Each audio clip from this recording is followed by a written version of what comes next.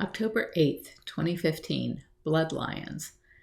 Bloodlines ran on MSNBC last night in our area at 10 p.m., which is after my bedtime, so I taped and watched it this morning. I cried throughout for the suffering of these lions, but by the end I was weeping. I couldn't even speak without crying uncontrollably. Howie had taken Jamie and Justin to the airport at 5:30 a.m. for their trip to be honored at the Snow Leopard Trust celebration event, so he came into the last 10 minutes of the film. He held me, not knowing what to say, and I was crying so hard that I had a hard time letting him know why I was so emotional. Of course I was crying over the brutal way big cats are bred constantly, only to have their cubs ripped away at a few days of age to be passed around as playthings to ignorant patrons, and then warehoused in abysmal conditions until it's their turn to be trotted out in front of an evil excuse for a human to be used as a living target. That would make anyone with a soul cry. The weeping, however, was the kind of emotional release that you see in a nation that comes to the end of a long, bloody war. It is the combination of grieving for those whose lives were lost, for those whose lives will forever be impaired, and the relief that the suffering is winding down.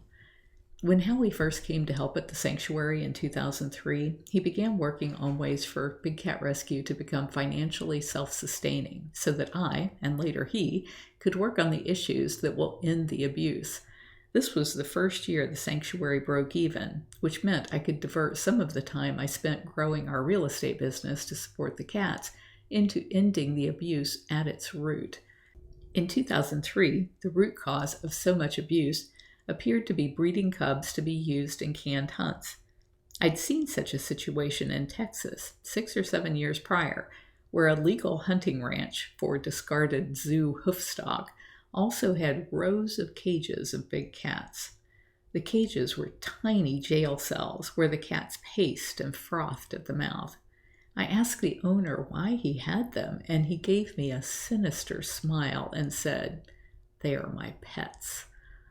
Back in the 90s, I'd never heard the term canned hunt and was only just learning that people all over the country kept big cats in backyard cages.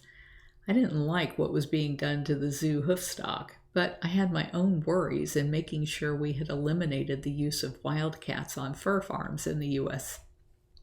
Feeling pretty sure that no bobcats or lynx were being bred on U.S. fur farms anymore by 2003, I directed my attention to ending the use of exotic cats in the canned hunting industry. Over the years, I'd had people tell me similar stories to mine, where they, or their husbands, had been to a legal game farm, but had seen big cats in tiny cages too. Some even were reported to have tags in their ears for easy identification by the proprietors and the hunters who would pick the cat they wanted to shoot in a fenced area or cage. Not knowing quite where to start, business people tend to do what they know. In our case, Howie and I turned to the Chamber of Commerce. They directed us to the National Chamber, who directed us to state agencies and state legislators, who directed us to congressional leaders. Not only did no one want to talk about this, but worse, they insisted that it wasn't their problem, but rather that of the people higher up the food chain. We've spent 12 years going up and down that chain and bringing in everyone we could think of who might have influence. It's been a grueling and frustrating experience and has been made nearly unbearable due to the apathy of most people who could do something about it if they cared. They have time to fret and fuss over each other's party issues, but can't spend 10 minutes to hear about something they could fix that would end so much misery and help protect our natural resources. A turning point came when Cecil the lion was killed by a dentist from the United States on a hunting safari in South Africa. When people learned that this easygoing lion, who everyone knew by name, had been baited out of a protected area to be shot on private land, they cared. Within weeks, a documentary called Bloodlines aired. It had been in the works since 1998. When I saw it today, I was sure that anyone with any sense of justice who sees it will care. I can see the light at the end of the dark and dreary tunnel. I believe people will be outraged that our political representatives have allowed this to continue to this day, not only in foreign countries, but on our own soil. The most pertinent question the filmmakers kept asking is, where are all these cubs going? Here in the U.S., most notably in Florida and Texas, canned hunting ranches abound. There is no excuse for that sort of cruelty, but the mere presence of big cats on those properties should be clear evidence that illegal hunting is happening there too. The more easily exposed abuse is that of the cubs being bred for pay-to-play schemes. There is no legitimate place for those cubs to go as soon as they are 12 weeks old and have teeth and jaw strength capable of biting to the bone. The people who use them for photo ops, swimming with the tigers, and pay-to-play booths always insist that the older cubs go to wonderful sanctuaries in the end. But there are only a handful of wonderful sanctuaries, and they don't accept cast-offs where the owners continue to breed and discard. So where are all those cubs going?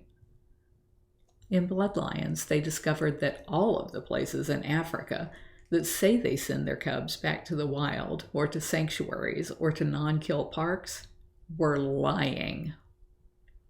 Is it any stretch of the imagination to think that people who are heartless enough to breed lions, tigers, and ligers only to pimp them out would discard them to any place that would take them, regardless of how horrific that end use might be?